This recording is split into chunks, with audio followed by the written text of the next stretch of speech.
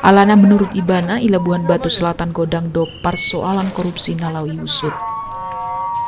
Kami dengar bahwa ada fungsionaris KPK yang datang ke Labuan Batu Selatan. Nah, kami ingin kedatangan fungsionaris KPK kemari bukan hanya sekedar seremonial. Seru-seruan tapi dapat banyak hadiah? Ya, hanya di YouTube Toba Quiz. Puluhan massa tergabung di Bagasan Banteng Muda Indonesia Kabupaten Labuan Batu Selatan memainkan aksi di Jalan Sosopan Kecamatan Kota Pinang di hari Selasa 10 Oktober 2022 Arian.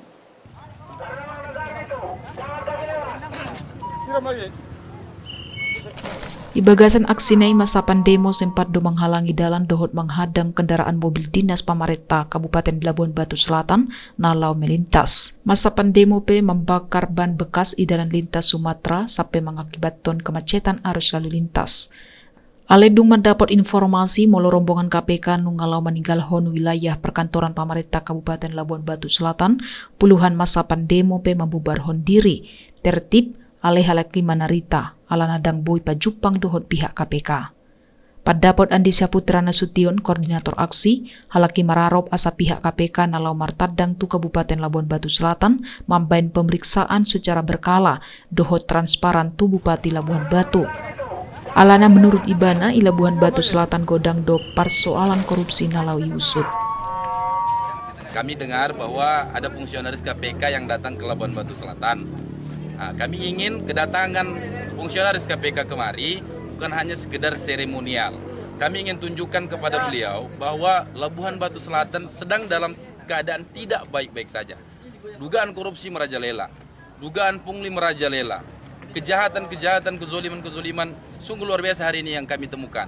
Dan kami sudah siapkan sebetulnya laporan kepada fungsionaris KPK itu. Namun sampai hari ini tidak ditanggapi aspirasi kami. Makanya tadi sempat kami lakukan pemblokiran terhadap jalan. Ya, harapan kita KPK tolonglah independen dalam melakukan pemeriksaan. Labuan Batu Selatan, saya ingatkan sekali lagi, di bawah kepemimpinan Tirani Haji Edimin sedang dalam keadaan tidak baik-baik saja. Coba periksa dulu tentang pemberhentian honor-honor. Ya, kabarnya banyak pengutipan.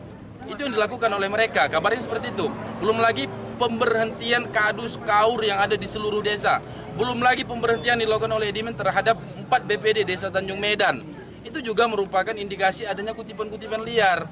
Nah, kalau seperti ini penjualan proyek lagi yang dilakukan oleh oknum PPK dan Pokja yang berada di Dinas Pendidikan. Ini kan kita indikasikan bahwa mereka melakukan jual beli proyek, jual beli jabatan. Maka kita harapkan KPK tolonglah perhatian terhadap Labuan Selatan. Kalau ini dibiarkan, maka Labuan Selatan akan menjadi hancur.